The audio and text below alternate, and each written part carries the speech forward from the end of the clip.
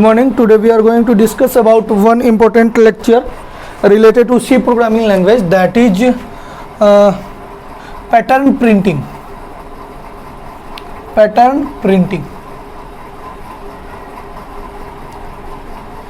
तो ये क्या है कि लूप का एक्सटेंडेड वर्जन है, इसमें हम लोग नेस्टेड वाइल लूप का यूज करेंगे. सो आगे हम लोग डिस्कस करेंगे कि नेस्टेड वाइल लूप क्या होता है, कैसे वर्क करता है. So before it, please like and subscribe this channel Electro for you, and please press the bell icon for coming updates. So now let's move towards the topic, then, that is what is pattern printing. Okay, so today we are going to discuss about pattern printing, and already I have said that it is nothing but it is the application of nested loop. Nested loop means nested loop is nothing but it is also an application of loop. तो हम लोगों ने loop के बारे में discuss किया था और कैसे लूप का सिंटेक्स कैसे लिखते हैं, while loop, do while loop and, और आगे हम बोले तो फॉर लूप, इस सब का सिंटेक्स कैसे लिखते हैं वो हम लोगों ने डिस्कस किया था, छोटा प्रोग्राम भी डिस्कस किया था. तो अभी हम लोग डिस्कस करेंगे पैटर्न प्रिंटिंग के बारे में कि पैटर्न प्रिंटिंग क्या होता है. पैटर्न प्रिंटिंग, तो उससे पहले हम लोग दो लूप, इसमें नेस्टेड लूप का काम होता है. नेस्टेड लूप का मतलब कुछ नहीं होता है सर, नेस्टेड लूप का मतलब होता है loop under loop, loop inside the loop, loop inside the loop. मतलब एक लूप के अंदर जब दूसरा लूप हो तो उसको कहते हैं हम लोग नेस्टेड लूप. तो उसी का एप्लीकेशन हम लोग डिस्कस करेंगे. तो इसमें क्या होगा कि दो लूप होगा. पहला जो होगा वो फॉर लूप, पहला फॉर लूप होगा. वो अगर हम लोग लिखते हैं, अगर i equals to 1, i less than equals to 4, 4, i plus plus, अगर हम लोगों ने ऐसा कुछ लिखा और दूसरा फॉर लूप जो इसी के अंदर लिखा j equals to 1, j less than equals to, ये कंडीशन हम लोग बाद में देंगे, और j प्लस प्लस. तो ये चीज़ क्या है. तो सर अगर जो हम लोगों ने पहला लूप लिखा, वो पहला लूप कुछ नहीं दिखाएगा, वो पैटर्न में नंबर ऑफ रोज को दिखाएगा कि हमारे प्रोग्राम में जो पैटर्न हम लोगों ने प्रिंट किया है वो किसी भी चीज़ का पैटर्न हो सकता है. तो जो पैटर्न हम लोगों ने प्रिंट किया उसमें नंबर ऑफ रोज कितने, 1 2 3 4. अगर i इक्वस टू 4 लिखा है, लेस देन इक्वस टू 4, तो 1 2 3 4 रो होंगे. ठीक है. सेकेंड लूप जो है वो क्या होता है कि फर्स्ट रो के पहले, मतलब कि हर एक रो के करस्पॉन्डिंग क्या एलिमेंट्स है, नंबर ऑफ एलिमेंट्स कितने होंगे. ठीक है, नंबर ऑफ एलिमेंट्स कितने होंगे और उसका रो के साथ क्या रिलेशन. अगर फर्स्ट रो है तो फर्स्ट रो का इस जो है वो नंबर ऑफ फर्स्ट रो में कितने एलिमेंट्स हैं, उसका फर्स्ट रो के साथ क्या रिलेशन है, नंबर ऑफ एलिमेंट्स का नंबर ऑफ रो के साथ क्या रिलेशन है, वो कंडीशन यहाँ पे लिखा जाता है. ठीक है, वो कंडीशन यहाँ पे लिखा जाता है. तो वो आगे हम लोग जब प्रोग्राम लिखेंगे आगे फर्दर, तो उसमें हम लोग डिस्कस करेंगे कैसे लिखते हैं, कैसे हम लोगों ने इसको बनाया है. तो आगे हम लोग इसके बारे में डिस्कस करेंगे. सो अब हम लोग डिस्कस करते हैं, इसका प्रोग्राम डिस्कस करते हैं. So before it please visualise this concept betterly. Now हम लोग लिखते हैं प्रोग्राम में हम लोगों ने क्या लिखा, हम लोग बेसिक प्रोग्राम अगर कुछ लिखते हैं तो उसमें क्या करते हैं, hatch include stdio.h, hatch include header file जो है hatch include stdio.h, again hatch include conio.h, conio.h, again फिर वर्ड में.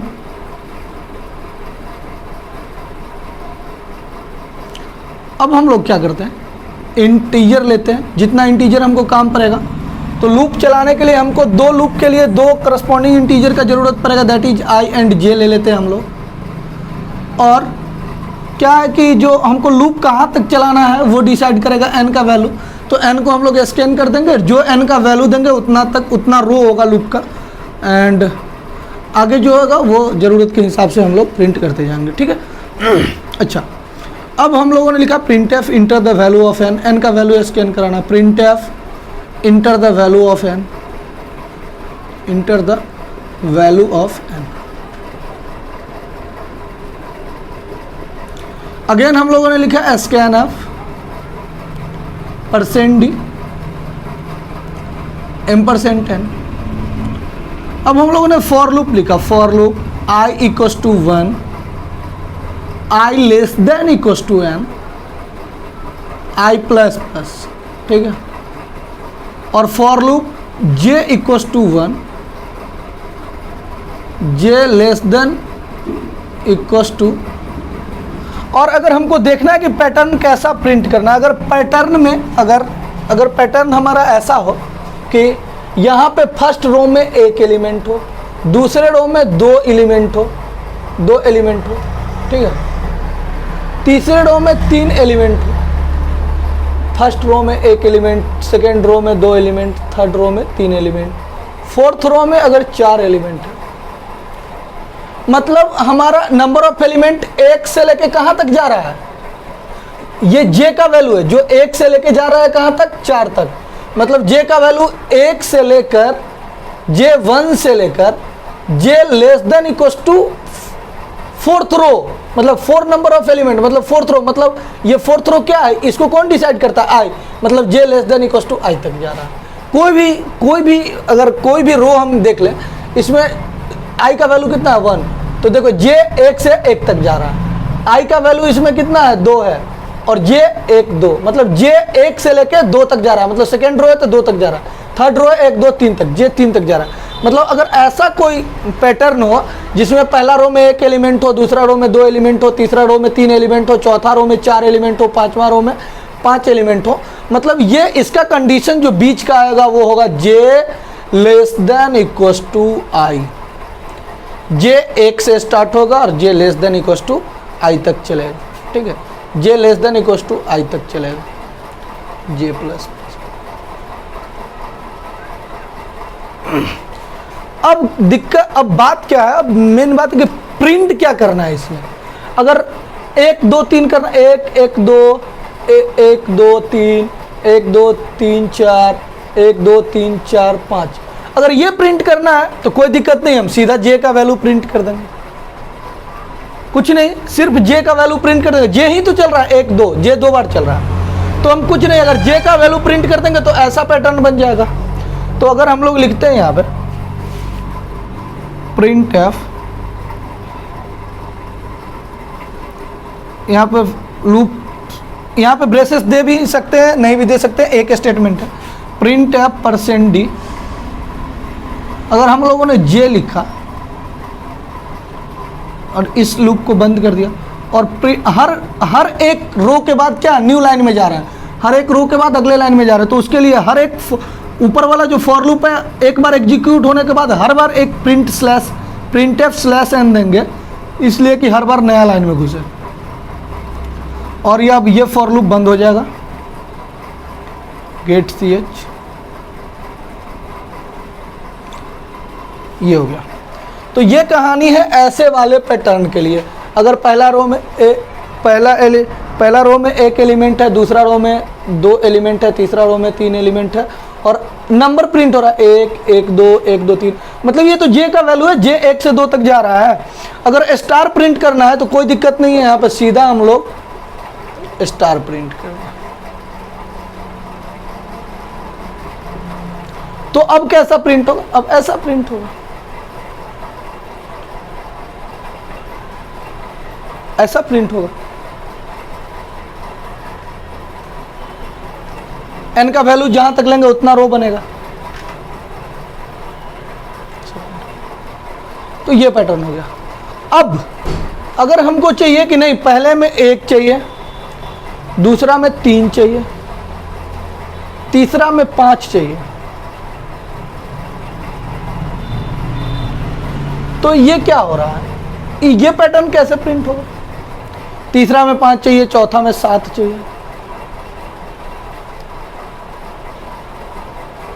तो फर्स्ट रो में आई का वैल्यू 1 है, आई सेकेंड रो में आई का वैल्यू 2 है, थर्ड रो में आई का वैल्यू कितना है 3 है, और फोर्थ रो में आई का वैल्यू कितना है 4। ये अब हमको ये चाहिए, तो ये पैटर्न के लिए हमको क्या, अगर आई 1 है तो यहाँ पे एक एलिमेंट है, आई 2 है तो 3 एलिमेंट है। ये कैसे पता चलेगा, आई 4 है तो 7 एलिमेंट है। तो अगर हम गौर से रिलेशन देखें जे और आई का, तो जे होगा J less than equals to I into 2 minus 1। J less than equals to I into 2 minus 1। I into 2 minus 1 मतलब क्या हुआ, 4 इंटू 2 माइनस 1 मतलब 7। मतलब फोर्थ में आई अगर 4 है तो उसमें एलिमेंट होगा 7, आई अगर 3 है तो उसमें एलिमेंट है 5, आई अगर 2 है तो उसमें एलिमेंट 3। तो अगर ऐसा कोई पैटर्न हो, ऐसा कोई पैटर्न हो, 1 1 2 3, सेकेंड में, थर्ड में 5, फोर्थ में 7, ठीक है। तो इस टाइप से अगर हो तो कुछ नहीं करना है, यहाँ पे कंडीशन में जो देंगे हम लोग वो कंडीशन को बस चेंज कर देना है, J less than equal to I into 2 minus 1 कर देना है, semicolon J plus plus. अगर इस लूप को हम लोग एग्जीक्यूट करवाएं तो हम लोग को ऐसा पैटर्न मिलेगा। अच्छा, अगर हमको नहीं नंबर चाहिए 1 1 2 3, तो कोई दिक्कत नहीं है, स्टार की जगह हम लोग क्या कर देंगे, जे प्रिंट कर देंगे। तो हम लोग को क्या मिल जाएगा, sorry percent DJ, percent star की जगह हम लोग क्या प्रिंट कर देंगे, परसेंट डी। अगर जे प्रिंट कर दिए तो ऐसा मिल जाएगा हम लोग को 1 1 2 3 1 2 3 4 5 1 2 3 4 5 6 7। तो ये है बेसिक लूपिंग का, नेस्टेड लूप कैसे काम करता है, उससे पैटर्न कैसे प्रिंट होता है। तो ये सारा कहानी है, इस पे बहुत सारे प्रैक्टिस भी अगले वीडियो लेक्चर में कराया जाएगा। सो अभी के लिए thanks a lot for watching this video. अगले वीडियो लेक्चर में हम लोग डिस्कस करेंगे फर्दर इससे रिलेटेड और सारे एक्सटेंडेड पैटर्न के बारे में। So thanks a lot for watching this video.